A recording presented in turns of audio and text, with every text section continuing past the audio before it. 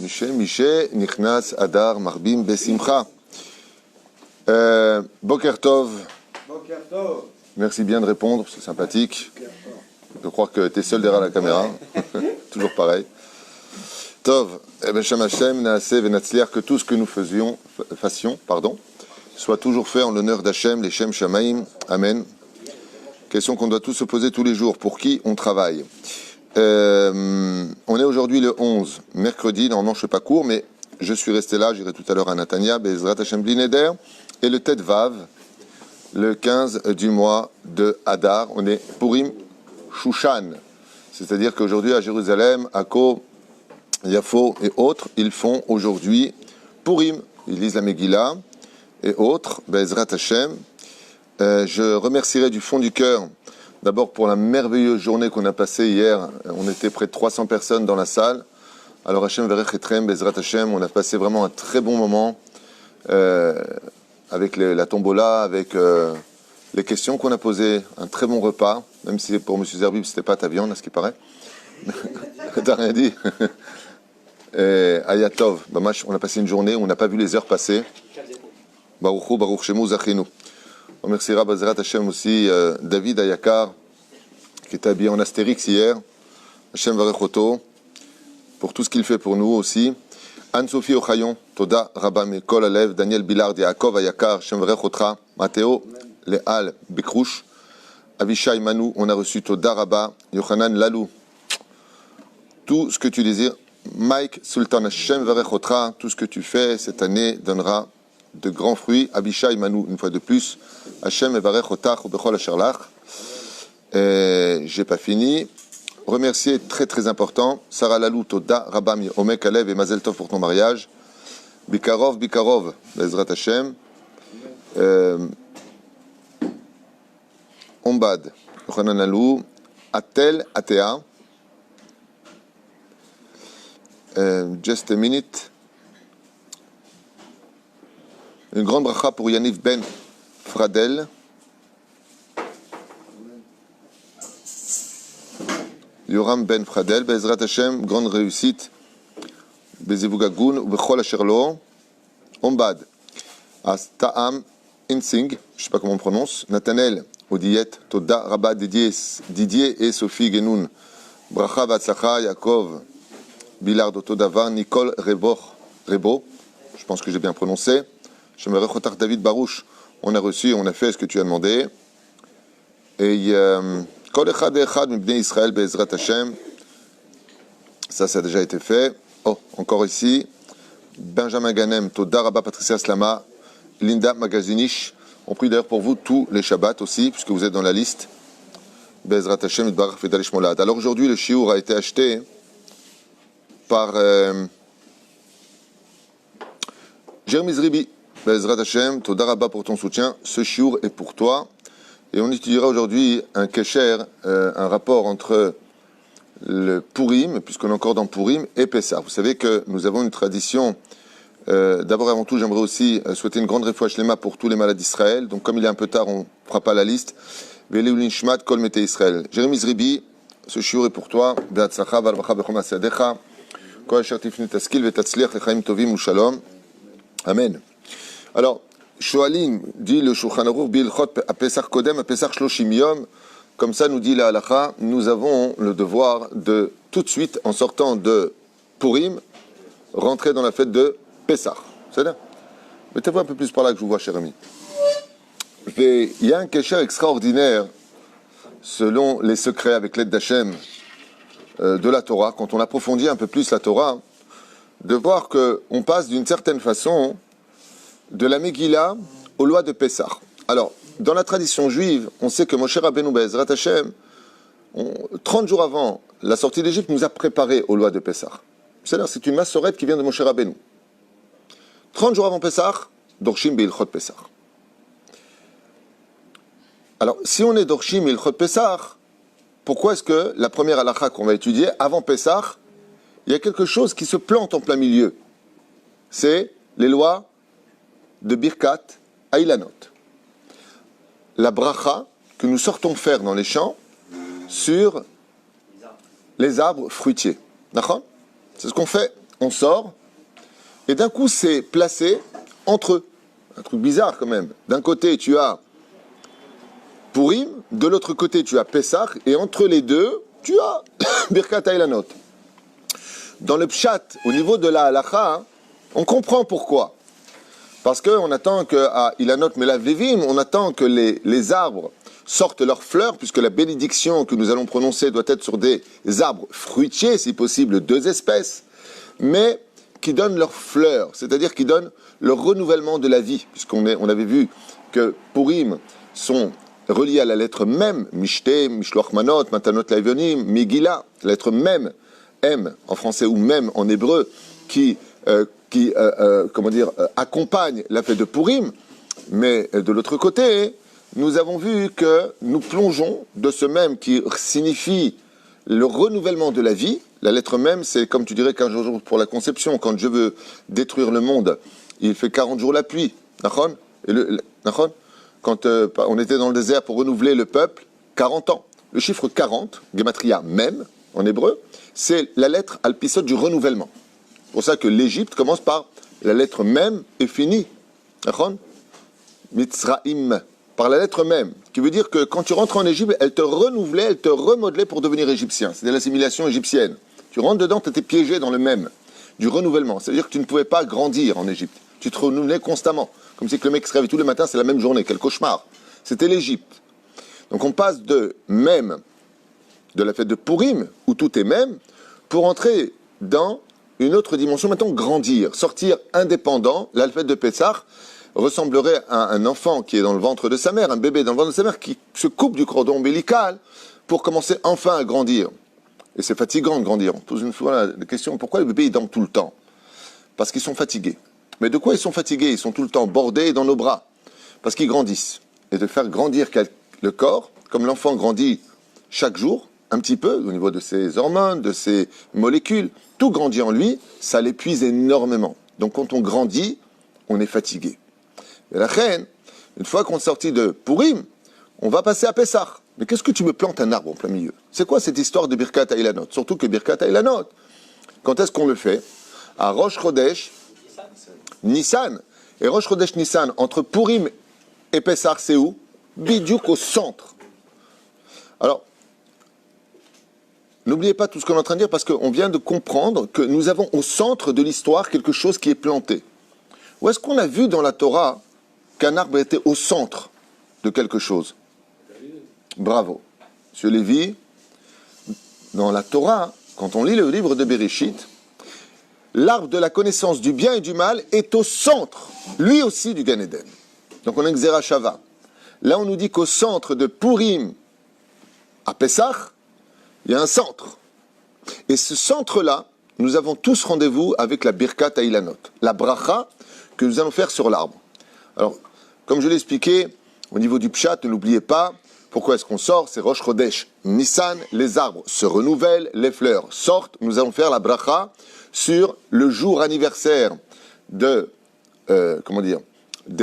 renouvellement des arbres, parce qu'effectivement, au mois de Nissan, c'est un renouvellement de la vie, tout fleurit de nouveau. Les xérotes qui ont eu lieu jusqu'à Purim, maintenant, doivent sortir en action. Nous allons nous renouveler, ça y est, nous venons sortir de Purim pour vivre autre chose, une autre dimension, laquelle ? Celle de la Géoula, parce qu'on sera, si Dieu veut, libéré au mois de Nissan. Espérons que ce soit ce Nissan de cette année, Amen, pour nous tous. Daï le tsarotenu, baruch haba le simchatenu. Velachen, quand on est sorti de Purim, on est sorti de quoi dans l'absolu ? D'après vous ? Vous êtes assez nombreux pour répondre. D'une délivrance, on devait... Laisse tomber. On est sorti de quoi ? D'une soumission. Laisse tomber. D'après vous, on est sorti de quoi à Purim ? D'un décret. Ephéméode. Et comment s'est fini ce décret ? Venafochu. Ça s'est bien passé. On a renversé les choses. Qu'est-ce qu'on a renversé ? Où est-ce qu'il est parti, Aman et ses 10 fils ? Dans la potence. C'est pas marqué. Potence, c'est marqué Etz. Vous avez remarqué ? C'est incroyable. Il n'a pas planté un arbre. Il a planté une planche. Une planche de combien de hamot ? Hamishim hamot. Soit 25 mètres. Nachon gematria ko alpisod. On va rentrer là-dedans. C'est là. Et comment ça finit ? Ça finit avec quoi dans la Megillat Esther ? Le mal est réaccroché à l'arbre. Alors pour ceux qui n'ont pas compris, je voudrais faire un récapitulatif un peu profond, alpisode comme on dit, sur les rapports dans la Kabbale entre Pessah, Birkat Alanot et Pessah. Ça vous intéresse? Purim, Birkat Alanot et Pessah. Qu'est-ce que j'avais dit moi? Ouais, mais je dis ce que je veux. Ce mec, il ne veut pas avoir tort. Vous avez raison. Purim. La lettre P de Purim, c'est P, ça veut dire quoi? La bouche. C'est à cause de notre bouche que nous sommes tombés. Et Pessah, c'est le tikkun. P, Sar. P, P.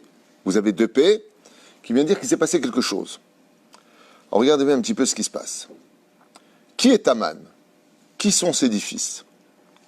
Quand Adam et Ève, Alem Shalom, étaient dans le Gan Eden, ils se sont approchés de l'arbre de la connaissance du bien et du mal. Quand ils se sont, quand ils se sont approchés de cet arbre-là, vous remarquerez qu'en comparaison des Makbil, où est-ce que Aman a planté son arbre pour pendre Mordechai? Bizarrement, chez lui. Dans sa cour à lui. Qui va aller vivre dans cette maison après Aman? Mordechai. Donc juste à côté de quoi il va être Mordechai? De la potence. On ne va pas appeler ça la potence parce que c'est marqué un arbre, il n'y a pas marqué potence. C'est marqué de l'arbre. Donc cet arbre-là, oui, il est en présence du bien, Mordechai, et du mal. Dans le cas échéant, du mal et du bien. Vous avez remarqué ça au niveau géographique? Essayez de suivre le raisonnement parce qu'il est magnifique. Quand Adam et Ève étaient en face de l'arbre, cet arbre-là représentait le bien et le mal. Qui est venu voir l'arbre? Chava, Ève. Donc on comprendra que l'histoire a commencé par se dégrader à cause de la première femme de l'humanité, Ève, Aléa Shalom, a vécu 930 ans et grâce à Dieu, elle aussi, une seule faute dans sa vie. Grande sadéquette, Chava. Donc il faut que l'histoire se repasse par une femme, Esther. Ève apparaît trop dans l'histoire avec le Haman dont on parle. Et Chava, elle, devra se cacher maintenant dans l'histoire pour tuer celui qui l'a fait tomber. Où est-ce qu'on voit que le Yetzer Hara s'appelle Haman? Dans Bereshit, quand on voit l'arbre de la connaissance du bien et du mal, Hamina Etz. La Gemara pose la question, elle dit d'où tu as Haman dans la Torah? Où est-ce qu'il est caché? Hamina Etz, He Mem Nun. Hamina Etz. De cet arbre-là, c'est les lettres du mot Haman. Donc comment la Torah, elle appelle l'arbre de la connaissance du bien et du mal? Noir sur blanc dans la Torah. Haman. Donc qui est Haman? C'est le serpent. C'est le Yetzer Hara. Et lui, qu'est-ce qu'il a fait? Il a forcé Ève à détruire les 10 sphirotes, de faire tomber la clipa en arrachant le fruit de l'arbre, de faire tomber les 10 sphirotes par lesquels le monde a été créé, ce qu'on appelle la Ishtal Shelush du En Sof Baruch Hu, dans le monde des 10 sphirotes. Donc pour réparer le monde, qu'est-ce qu'il fallait faire? Il fallait pendre le Yetzer Hara sur cet arbre-là, le remettre à sa place et replacer les 10 sphirotes. Qui a été pendu sur l'arbre?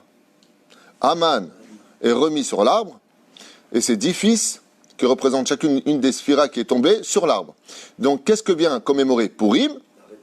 La réparation de l'arbre de la connaissance du bien et du mal, sur lequel, comme je l'avais déjà expliqué dans d'autres shiurim, pourquoi Yahin, pourquoi Mishir Nachnasyan Yotsesod, pourquoi Dafka le vin, il y a une mitzvah de Mishté, parce que selon Rabbi Yehuda Ptaya, selon Chesed Avraham et d'autres commentateurs, quand on a arraché l'arbre du fruit, c'était quoi?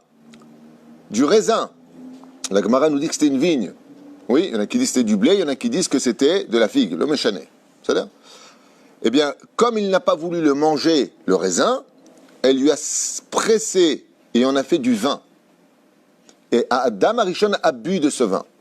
Ce qui fait que pour réparer la dimension de Purim, nous devons donc redevenir et repasser par les pas arrière de la faute. Par quoi ça a commencé? Un arbre, l'arbre est planté. Il fallait donc remettre les fruits à l'arbre, réparer la faute originelle. Pac, on remet Haman et ses 10 fils pour réparer les 10 sphirotes et automatiquement celui qui nous a fait tomber. Donc lui, on le remet à sa place. On remet les fruits qui ont été volés à leur place. C'est ça la fête de Purim. C'est pour ça que Purim garde la dimension après. la résurrection des morts. Pourquoi? Parce qu'on redevient Adam avant la faute. Donc avant la faute, il n'y avait pas de mort. Donc on vit Purim. C'est-à-dire que Purim, c'est le rendez-vous de remettre les pendules à l'heure sur la faute originelle. Tandis que toutes les autres fêtes juives sont nées à cause des fautes. Comme on a fauté à cause de l'arbre de la connaissance du bien et du mal, les clipotes sont descendus où? En Égypte. Qu'est-ce que c'est Pessah? La sortie d'Égypte. Qu'est-ce que c'est Sukkot? On a perdu la Torah, l'arbre de vie parce qu'on a fauté. Qu'est-ce que c'est Shavuot? La conséquence de la faute. La seule fête qui ne soit pas une conséquence de faute sur le domaine historique et ésotérique, c'est la fête de Purim. Parce qu'en réalité, c'est encore autre... parce que les Juifs n'ont pas voulu revenir en Israël. Si tu me poses la question pourquoi dans ce cas-là, il n'y a pas eu la Géoula, pourtant on était tous unis, tous religieux, Makara, ils ont oublié un détail. Ils ont pris la moitié de l'importance, c'est-à-dire d'être des gens qui servaient Hachem, ils ont oublié que pour servir Hachem, il faut être aussi en Eretz Israël. Donc on a commis une erreur fatale. On a fait tchouva, mais on est devenu religieux. C'est-à-dire qu'on a placé une chose essentielle, c'est pratiquer la Torah et les mitzvot, seulement pas là où il faudrait. Ça veut dire, c'est bien d'avoir commencé, mais le but de faire tchouva, c'est d'arriver en Israël. C'est-à-dire, pour ici s'élever encore plus. Le Etzraïm. Ça a été le problème de Moshe Rabbeinu. Moshe était le plus pieux de tous les hommes de l'histoire, le plus racham, tout ce que tu veux, le plus grand prophète d'Israël, panim el panim. Et il avait compris une chose, si je reste dans le désert, je ne serai que la moitié de moi. L'autre moitié se trouve en Israël. Ça veut dire le domaine de la Neshama. C'est un autre sujet, je ne veux pas m'éparpiller. C'est toujours le même message, c'est pour ça qu'on est encore en galoute. Tant que les Juifs, comme le dit le Gaon de Vilna, pas moi, quand les Juifs seront revenus majoritairement sur la terre d'Eretz Israël, on provoquera la Géoula. Donc de quoi dépend tout cela? De ça. Alors au début, qu'est-ce qu'il fait Hachem? Il envoie un petit peu l'antisémitisme, et ensuite il envoie toutes sortes de problèmes financiers, ça devient de plus en plus dur partout dans le monde, et puis, maintenant on a le corona, maintenant on a... Que le Khou, il joue sur l'échiquier du monde pour faire comprendre aux enfants d'Israël qu'il faut finir par bouger, et tout le monde le sait au fond de son cœur. Tu prends n'importe quel juif, tout le monde le sait. Même ceux qui sont encore en galoute, que Dieu les bénisse et les protège, nos frères qui sont là-bas, ça fait déjà des années qu'ils ont acheté pour la plupart leur appartement ici. Ils savent que ça finira là. Daille avec Jean Lépin, daille avec Deauville, daille avec le Canada, les États-Unis, daille.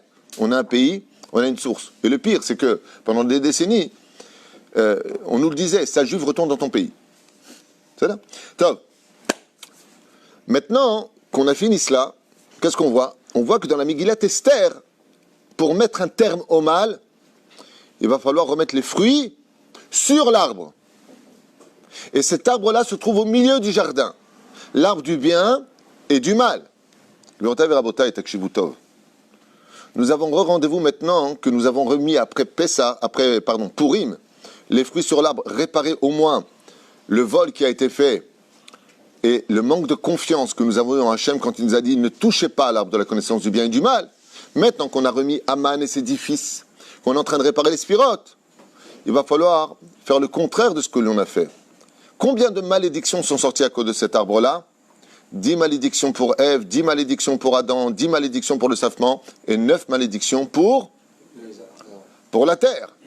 La terre, quel problème elle a eu, elle? En quoi elle a participé? Elle aussi, elle a désobéi à Dieu. Quand? 3e jour de la création, où Dieu lui ordonna de sortir des arbres qui soient fruits eux-mêmes. Et qu'est-ce qu'elle a fait, elle? Elle a sorti des arbres qui donneront des fruits. Elle dit, vous n'avez pas commencé à me consommer moi-même. Je vais vous donner des fruits. Elle a donné exemple négatif à Adam et Ève qu'on pouvait désobéir à Dieu. Mashma, qu'en réalité, la terre d'Eretz Israël a un libre arbitre, puisqu'elle a décidé de désobéir à Dieu. C'est pour ça qu'il y a marqué Bataki arrête cette Yoshvéa. C'est une terre, la terre d'Eretz Israël, qui vomit ses habitants. Pourquoi la terre? Dieu? Non. Maran Arav Kook Zatzal expliquait que la Davka, la terre d'Eretz Israël, c'est la terre du libre arbitre. Quand tu viens ici, pourquoi tu recommences tout à zéro? Parce que elle ressent qui tu es quand tu marches sur elle. Quand tu es Mechalel, Shabbat, la terre d'Eretz Israël souffre énormément. C'est comme une femme qui est humiliée en public par son mari, tellement elle souffre de cela.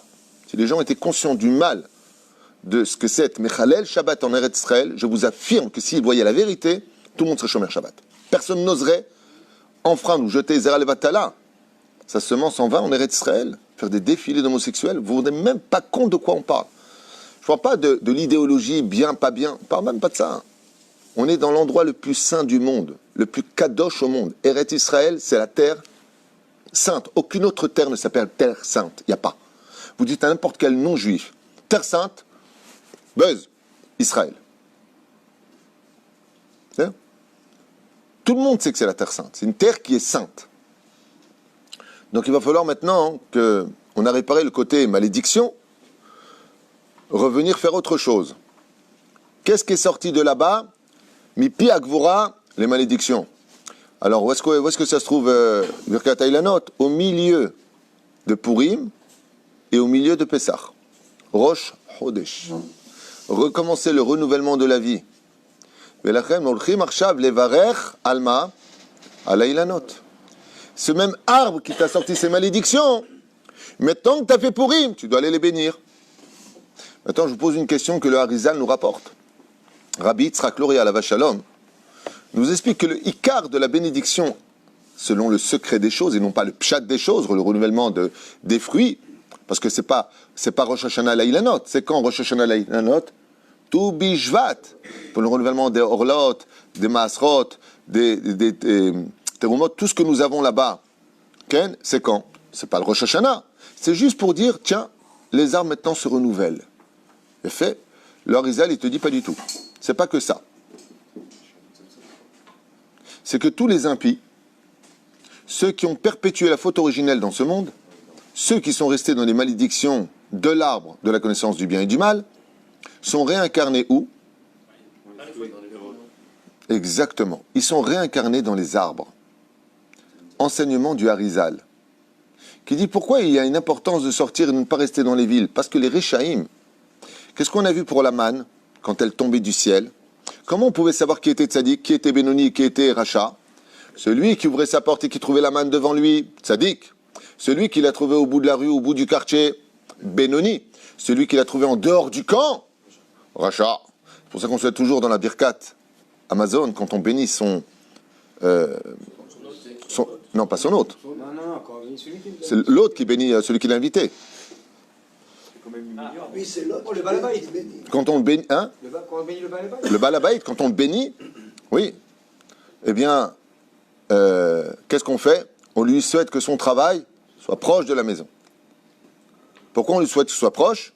Parce que plus son travail est loin, l'otov. Soit toujours. Hein? Même s'il gagne plus d'argent. Top. T'as raison. T'as raison. Tout ça, c'était bon pour la galoute. Mais en Eretz Israël, où que tu sois au niveau du travail, c'est que la bracha.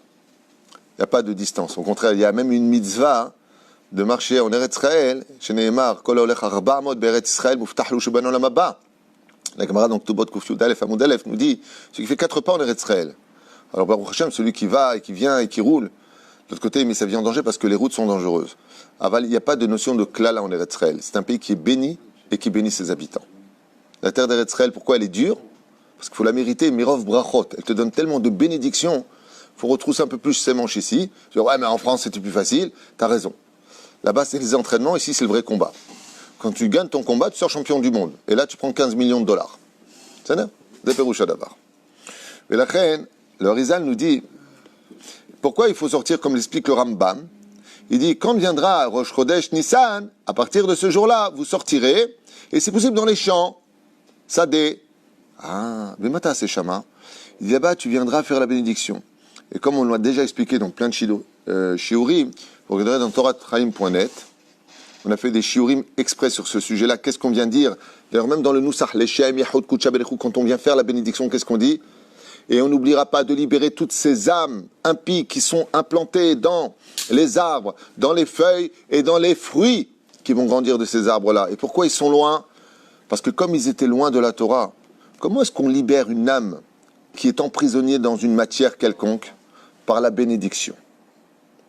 Quand on fait la bénédiction avec les intentions de remonter les nitzotzot, on enlève les âmes de leur prison, on les fait monter dans le Gan Eden. Alors qui est là-bas? Qui est là-bas? Ceux qui à Purim n'ont pas réussi à se libérer d'Aman, ceux qui n'ont pas pendu le Haman dans leur cœur, et les 10 fils d'Aman, qui n'ont pas réparé les 10 spirotes. Dans la vie, il faut être quoi? Keter yitenu lecha, glorifier Akadosh Baruch Hu.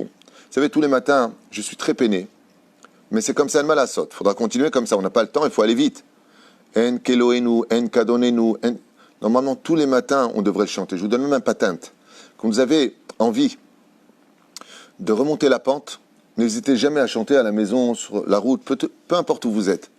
En keloheinu, en kadonenu, en kemalkenu. Il n'y a pas comme Dieu. Il n'y a pas, et il n'y a pas, il n'y a pas. Il n'y a pas comme Hachem.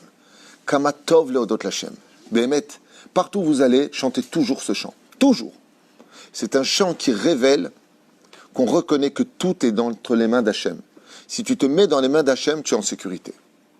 Si tu te mets entre les mains de l'homme, tu te retrouves maudit. Chez Neymar, Ashrei Aish Boteach B'Hashem, heureux l'homme qui ne compte que sur Hachem, qui sait que tout est entre ses mains. Arur Aish Boteach Ba'Adam, et maudit l'homme. Baruch HaGaver Sheiftar B'Hashem, Arur Aish, comme ça dit le roi Salomon, maudit est l'homme qui s'est mis entre les mains de l'homme. Si tu crois que c'est les États-Unis qui vont te sauver, si tu crois que c'est ton armée qui va te sauver, si tu crois, bien sûr qu'ils ont un rôle à jouer. Je dénigre pas cela. Mais si tu crois que c'est Goufa, eux qui te sortent du problème, alors ne dis pas tous les matins En keloheinu, en kadonenu, en kemalkenu, en kemoshiaenu. Il n'y a pas comme celui qui peut nous sauver. Qui? Dieu. Il n'y a que Dieu. La Géoula viendra que par ce biais-là. La Gemara dans son même tête à Moudbet nous dit En ben David ba ad. Jusqu'à quoi? Parce que tout le monde dit quoi? En lanu leishaen el alevinu shebashamayim. Nous ne pouvons compter que sur Hachem. C'est le plus haut degré d'Emouna. Ça ne veut pas dire qu'on n'a pas d'ishtadlout, ça ne veut pas dire ça. Il faut faire ça, ishtadlout, il faut faire ces efforts. Dieu, il attend de nous un travail de complicité entre nous, comme un homme et une femme qui s'aiment. On est ensemble. Mais fais attention. Ne crois pas que ça vient de toi, et ne crois pas que c'est lui qui t'a sauvé. Toujours, il se cache comme un masque derrière chaque personnage, chaque événement. C'est juste à toi de le dévoiler. C'est la fête de Pourim. Tandis que là, dans la faute originelle, qu'est-ce qu'elle a cru, Ève? Pourquoi elle ne s'est pas posé la question, il est où Hachem? Elle n'a pas vu qu'Hachem, il se cachait derrière le masque de l'arbre de la connaissance du bien et du mal. Elle a juste vu un arbre, elle a vu un serpent, puis Dieu, il doit être occupé. Là, on redévoile Megillat Esther, dévoiler le Aster Astir Panaï, quand Akadosh Baruch Hu se cache derrière les événements. Et la reine, le Harizal, nous dit, maintenant que tu as passé Pourim, que toi, tu as remis les arbres que tu n'avais pas le droit de prendre, rependre ces arbres, ça veut dire quoi? Ces fruits-là à leurs arbres, remettre le fruit à sa place, il va falloir que tu aides ceux qui ne sont pas, malheureusement, qui n'ont pas fait le même geste. C'est pour ça que toutes les mitzvot qui nous ont été données, toutes les mitzvot que nous ont été données, ne sont rien d'autre que des fruits que nous remettons à la place pour réparer la faute originelle. Tout ça, c'est pour ça. Mais la reine, en plein milieu de la fête, tout comme l'arbre était en plein milieu du jardin de la maison d'Aman, qui deviendra la maison de Mordechai, eh bien, nous avons rendez-vous avec le Etz Hadat. Chacun de nous, est-ce qu'on a le droit de faire la bénédiction sur un arbre qui ne donne pas de fruits? Non, absolument pas. Assour levarech al etz serach. On n'a pas le droit de faire la bénédiction de la birkat à Ilanot sur un arbre qui ne donne pas de fruits. On a dit que c'est dans les feuilles aussi. Non, les fleurs. Il faut que cet arbre-là soit en fleurs. Même s'il y a des tout petits fruits qui sortent, tant qu'il y a des fleurs, on peut faire. Pourquoi les fleurs? Parce que justement, c'est le renouvellement. La fleur vient annoncer l'histoire dans sa positivité. Je vais donner un exemple qui va peut te faire sourire dans la chassidoute. Quand on va chez des gens, en général, qu'est-ce qu'on amène très souvent? Des fleurs. Les fleurs veulent dire amitié, renouvellement, Mordechai, Adassa. Ce sont des connotations qui veulent dire quoi? Le myrte, on fait la bracha dessus, on sent. Ce sont des choses qui expriment la bracha, ce sont des choses qui expriment la valeur de l'amour qu'on se porte les uns aux autres. Une fois, les femmes m'ont dit, mon mari jamais vient avec des fleurs le vendredi. Là, j'aime, il faut des fleurs. Oui, parce que les fleurs veulent dire je t'aime.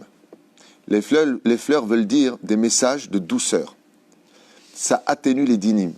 C'est pour ça qu'à Shavuot, même dans les synagogues, qu'est-ce qu'on met? Des fleurs. Dans les synagogues, on décore les synagogues. Pourquoi? Pour qu'on reçoive cette Torah dans une ambiance chaleureuse, harmonieuse et surtout amoureuse. Pourquoi on n'amène pas des fleurs au cimetière? C'est pas notre minag, c'est pas assour. Selon la halakha, je finis, tu as posé une question, je réponds. Et tout simplement parce que la seule chose qui reste au niveau de l'âme, c'est un sens qui est très développé. Quand une personne meurt, donc mourir ne veut rien dire, veut dire simplement sortir de son corps, mais la personne vit. Le seul sens qui est pratiquement développé au summum de ce potentiel, hormis les yeux qui voient d'un bout du monde à l'autre bout du monde, c'est l'odorat. Et quand tu mets des fleurs, elles dégagent une odeur qu'aucun animal au monde ne peut atteindre au niveau de l'émanence qu'une Neshama peut sentir. Ce qui fait que quand la Neshama voit des fleurs, elle sent les odeurs et plus elle se rapproche de sa tombe. De l'autre côté, elle voit aussi ce qui se passe à travers les murs. Elle voit son corps en putréfaction. Et lui, il sent très mauvais. Ce qui fait que mettre des fleurs au cimetière, selon le secret de l'étude, ça fait souffrir la Neshama qui est attirée par l'odeur des fleurs et qui découvre en même temps comment son corps est en putréfaction. La reine, on ne met pas de fleurs. C'est ça? Tov. Bon, Rav, si je peux parler un peu perso. Oui. J'ai acheté des fleurs à Shabbat à ma femme. Oui. Elle était contente, mais j'ai pas senti 100%. Et le Shabbat suivant, j'ai racheté des fleurs, mais elle m'a dit aussi achète de l'arissa. Okay, donc je suis venu devant la porte et j'ai dit voilà, de l'arissa et des fleurs. Et là, Alors je vais te répondre. Je ne voudrais pas répondre en ton nom. J'ai apporté des fleurs à ma femme, elle m'a dit tiens, c'est père, vas-y, posez là-bas. La deuxième fois qu'il a apporté des fleurs, sa femme lui a dit n'oublie pas un pot d'harissa en même temps. C'est vachement romantique. Alors je voudrais juste te répondre. Il y a deux options. Ou les gens ont un problème de mal de vivre, donc dans ce cas-là, quoi que tu fasses, ça pénètre pas. Deuxième option, tu peux pas m'insulter, m'envoyer balader et venir avec des fleurs. Garde tes fleurs et parle-moi bien. Tu comprends ce que je veux dire? Donc je rentre pas dans ta vie à toi, mais ce qui est sûr et certain, c'est que où la personne a un mal de vivre, elle n'est pas bien avec elle-même, et donc même les fleurs, se fanent dès qu'ils entrent à la maison. Deuxième cas de figure, il y a beaucoup de choses qui vont pas. Et pour une femme normale, c'est qu'avant de passer au shlav des fleurs, d'abord passe au shlav de paroles qui ressemblent à des fleurs. Voilà ce que ça veut dire. Je sais que tu plaisantais, mais puisque tu poses la question en public, je réponds en public parce que ça peut être aussi une réponse pour d'autres personnes. C'est-à-dire. Et c'est vrai que moi, personnellement, si j'étais une femme, je préférais des paroles qui ressemblent à des fleurs que des ronces qui sortent de la bouche avec des fleurs dans un vase. C'est-à-dire, mets les ronces dans le vase et donne-moi à moi des belles fleurs dans mes oreilles. דברים פשוטים וברורים לכולנו, לדעתי, כן? טוב, ולכן, il est évident que pour nous, maintenant que nous sommes à sortie de Purim, on comprend pourquoi on plonge, non pas vers Pessah, mais on a un rendez-vous avec les arbres avant d'arriver à Pessah. Même si selon la halakha, Kayadou Alekulanu, même si selon le Shulchan Aruch, on a jusqu'à la fin de Nissan pour faire, même le début du mois de mai, on pourrait même aller au mois de Iyar pour faire la Birkat à Ilanot, tant qu'il y a encore des arbres qui donneront des fleurs, des arbres fruits qui donneront des fleurs, on peut le faire, barour. Mais le rendez-vous, il est quand? À partir de Rosh Chodesh Zrizim, Magdimim, la mitzvot, Berov Adrat Melech, de se réunir tous ensemble, de dire la bénédiction sur les arbres, c'est donner l'apogée finale. Ça veut dire quoi? Avant de vivre la Géoula, d'abord quoi? Répare tout. Prépare-toi. Répare et fais tes chouvas. Pas simplement toi, tu as fait tchouva maintenant le jour de Purim. Adel Yada, Ben Baruch Mordechai et Harur Haman. Non. Va aussi réparer les autres. Va remettre Be'ezrat Hashem les fruits à leur place et va libérer ceux qui ne se sont pas libérés de la malédiction par la bénédiction. Ze'ayesod ayatsum de la bénédiction qui est une fête pour elle-même le jour de Rosh Chodesh Nissan. Et c'est l'une des raisons pour lesquelles, non pas le pied halacha, pour qu'on ne dit pas tout le mois de Nissan, les Tachanounim, il n'y a pas de Tachanounim tout le mois de Nissan, c'est extraordinaire. Il n'y a que Tikkun Léa, c'est extraordinaire. Il n'y a pas. Pourquoi il n'y a pas de Tachanounim? Parce qu'il est évident que maintenant qu'est passé Purim, et que tu as fait le Birkat Ilanot, Rosh Chodesh, tu veux être maintenant digne d'être libéré. Pourquoi? Parce qu'il n'y a plus de Nitzotzot à libérer. Non seulement toi, tu as remis les fruits grâce à Purim, à leur place, tu es devenu comme Adam Rishon avant la faute. Mais ce qu'il y a de plus extraordinaire, c'est quoi? C'est de libérer ceux qui ne se sont pas libérés de la Klippa. Ça, c'est la Birkat Ilanot. La reine, on comprend pourquoi ça s'appelle l'El Shimurim. Maintenant, qu'est-ce qu'on va faire attention? On va faire attention que Aman, c'est-à-dire le Yetzerara, c'est-à-dire le Nachash, le serpent, il ne soit pas à la maison, d'où la recherche du Chametz. Maintenant, on va retirer tout le Chametz de la maison pour pouvoir, Bezrat Hashem, chanter la libération. Je mange parce qu'il n'y a pas. C'est là, pour Bezrat Hashem, pour pouvoir chanter la libération. Etmol aynu avadim. Hier, aval arshav b'nei chorin. Et maintenant, on est libéré, comme un peuple, Baruch Hashem, qui a le mérite de pouvoir vivre une dimension nouvelle, celle d'être propre, celle d'être proche d'Akadosh Baruch Hu, et celle de chanter en l'honneur d'Hachem. Et c'est pour ça que dans l'obscurité de la nuit de Pessah, c'est à nous de faire grandir la lumière d'Hachem. Par quoi? Le Hallel. Même les femmes qui sont quittes des mitzvot Shazman Grama devront lire le Hallel le soir de Pessah. Après Arvit, c'est le seul et unique soir de l'année où on chante le Hallel avec bénédiction en l'honneur d'Akadosh Baruch Hu, tous ensemble, Beit Lavut Gdola. Alma ta'oset ha'alel. Et qu'est-ce que tu fais des 80 qui ne sont pas sortis du pays d'Égypte? Pourquoi tu ne tiens pas compte d'eux? Pourquoi tu ne fais pas le Lala Kippour? Qui va vivre, qui va mourir? Tchouva. Akadosh Baruch Hu, il sait qu'à Purim, tu es redevenu comme Adam avant la faute. Zéou, m'explique. Combien tu vas continuer les mêmes avérotes? T'en passes pas? Maintenant que tu as fait la Birkat Ilanot, qu'est-ce que tu vas dire dans le Noussar? Les impies qui n'ont pas réussi à se sortir de l'arbre de la connaissance du bien et du mal qui donnait leurs fruits, tu les as libérés. Bétard que quand tu arrives maintenant à Pessah, tu vas chanter le Hallel. Et tu n'as pas le droit d'être triste. Les Emashigrom et Agéoula Sophite. Maintenant qu'on est arrivé à Adam avant la faute, qu'on a réparé tous ceux qui étaient dans la tristesse, on les a emmenés au Gan Eden, toutes les Neshamot remontent.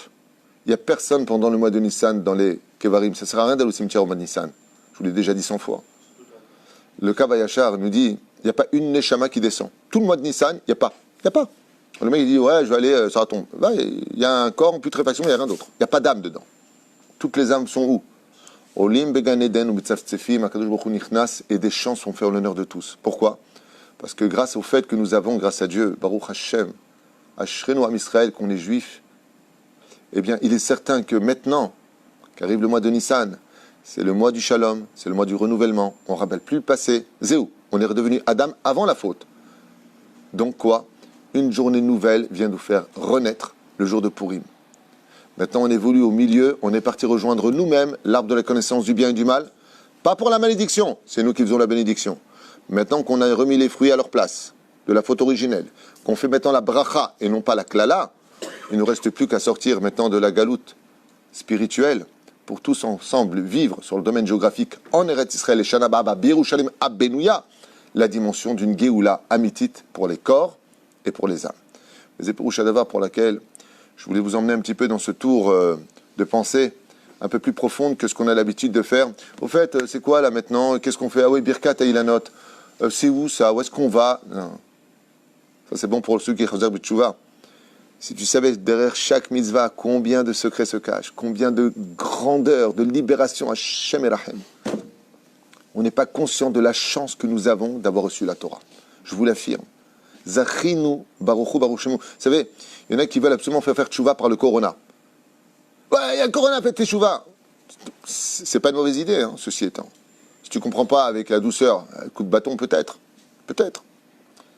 Il y en a qui disent, ouais, pourquoi les rabbanim, ils n'ont pas fait de cours sur la tchouva, il faut insister. D'abord, j'en ai fait. Une personne qui s'est permis de faire un remède sur moi en disant, il fait des guématriotes, ou tu es jalouse, ou tu as un problème psychologique. Parce que moi, je parle de la tchouva d'ailleurs toute l'année, j'attends pas le corona. C'est pas pour me justifier, mais moi, je préfère la tchouva dans l'amour. De faire paniquer les gens, la vérité, de leur porter le rasra, alors que tout le monde va très mal. Là, j'ai encore des messages de Rav, je vais divorcer, Rav, ça va pas, Rav, j'ai pas de parnassa, Rav, j'ai un problème de santé. Tu veux rajouter?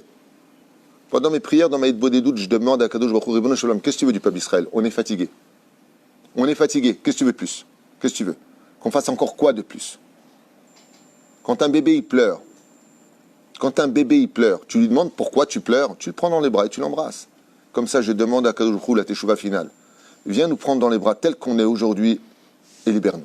Lama Am Israël, caché l'aim. Caché. Il faut qu'on se batte sur tous les plans. On se bat sur le domaine international. On se bat sur le domaine national. On se bat sur le domaine politique en Israël. Aujourd'hui, il y a la guerre de savoir est-ce qu'on aura un gouvernement arabe, de gauche, où est-ce qu'on va. On nous interdit maintenant de mettre les tuilines dans la rue. On nous interdit Birklal aujourd'hui d'être Shomer Shabbat. Il faut voir le regard qu'on a quand tu es Shomer Shabbat. Dans le monde entier, la bourse est en train de s'effondrer. Tout le monde a des problèmes financiers, problèmes de santé, problèmes d'éducation. Je ne vous parle même pas des enfants, ce qui se passe. Et je ne vous parle pas, Birklal, des réseaux de Shem Elachem, ce qui se passe avec les mondes des sangistes et les femmes qui trompent et les hommes.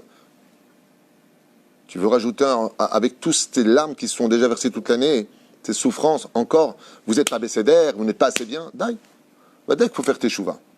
Mais moi, je préfère ce système-là. Rentrez dans la douceur de la Torah, parce que vous êtes trop perdant si vous passez à côté.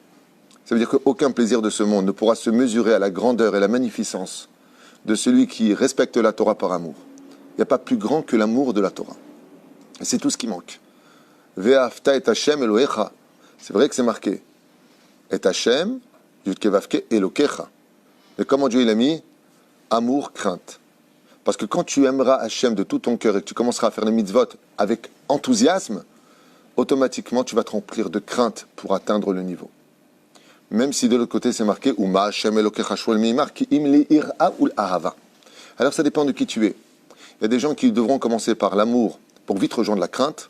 Il y en a d'autres, comme le dit le Reshit Rochma, il n'y a pas de tchouva possible sans la crainte. Ben, je vais te dire une chose, si tu dois craindre une chose dans ta vie, ne sois pas celui qui gagne tous les jours le loto et qui jette ce ticket en disant tu vois pas, parce qu'il y a des chiffres, ça va me changer ma vie, et tu le jettes. Chaque mitzvah, c'est un loto dans tes mains. Tu sais quand est-ce que tu iras le récupérer? Le jour où tu partiras de ce monde. Alors n'attends pas de mourir pour te rendre compte de l'erreur que tu as commise d'avoir jeté tous les jours un loto dans tes mains. Au lieu d'attendre que la corona et la prochaine maladie et le prochain problème et la prochaine épreuve, oi va voy pour nous. Si parce qu'il y a eu la corona, on doit faire tchouva. Ça veut dire qu'on aura eu plus peur de la corona que d'Akadosh Baruch Hu. Et ça, c'est une humiliation pour Hachem. Alors si la corona peut nous aider à nous réveiller, Bevakasha. Mais je préfère ce genre de shiurim pour nous réveiller avec amour et avec humour. Vous savez, quand vous rentrez dans la chambre et que votre enfant est en retard pour aller à l'école, vous avez deux façons de le réveiller. Celle de la femme un peu hystérique. Lève-toi, t'es là-bas, t'es un bonheur, tu vas jamais réussir dans ta vie. Il y a des gens comme ça. Ils ouvrent les volets, ils font du bruit, il y en a marre. Et puis il y a celle qui vient, comme ma mère, que Dieu la bénisse. Comment elle nous réveillait quand on était en retard à l'école? Elle nous, voilà. Yaoul dit lève-toi, elle nous caressait les mollets comme ça, gentiment. Tu vas être en retard. Fais plaisir à ton professeur. On était tellement heureux de voir une telle douceur qu'on allait à l'école à Val, pas avec la rasra. On achetait le croissant taref sur la route, mais on allait à l'école Béhémet avec la douceur. Dans cette génération-là, comme l'avait dit le Rabbi Lubavitch, entre autres, il faut de la douceur. Il y a des gens, il leur faut du 1. Il y a quelqu'un un jour qui m'a dit ici, moi, si on ne me rentre pas dedans pour faire tchouva, je ne fais pas de tchouva. Ok. Alors toi, il te faudra du 1. Lituanien. Gaïdam, attention, tu vas brûler, tu vas cramer. C'est ce qu'il te faut. Ce n'est pas la majeure partie des gens. Les gens n'ont plus peur de rien aujourd'hui. Et pour eux, ce qu'ils cherchent, c'est le vaccin de la corona. Alors qu'ils n'ont pas compris qu'en réalité, tout ça, c'est un réveil pour nous dire, réveillez-vous en douceur, Egi Azman, Shala Geoula, Shlema, Akrova de Kolam Israël.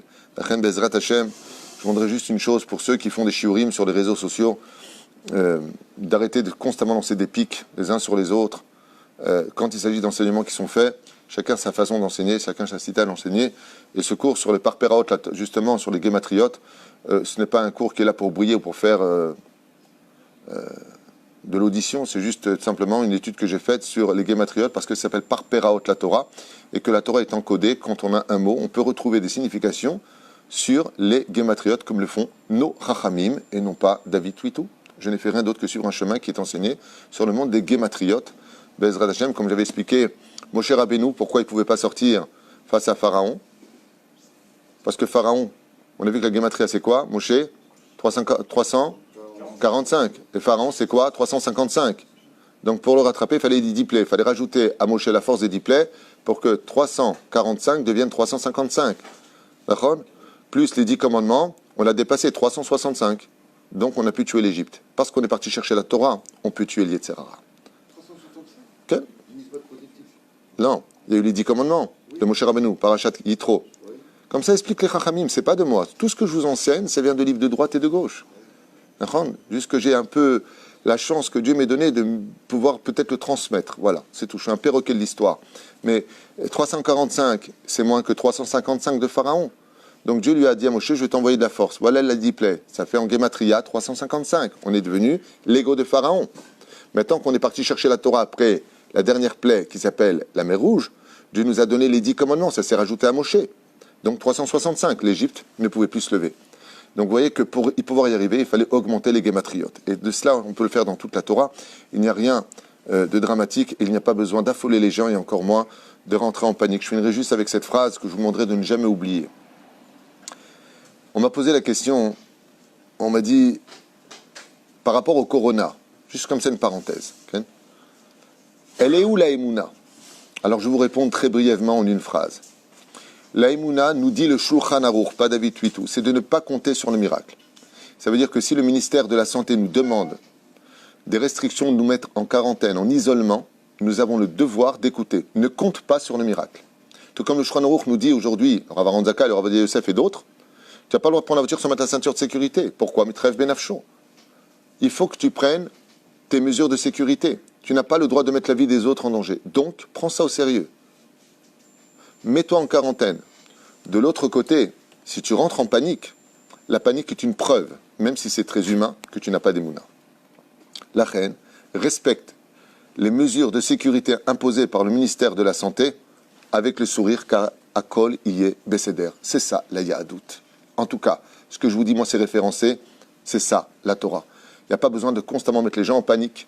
Moi, quand il y avait les attentats en France, j'avais déjà demandé aux Juifs de se préparer.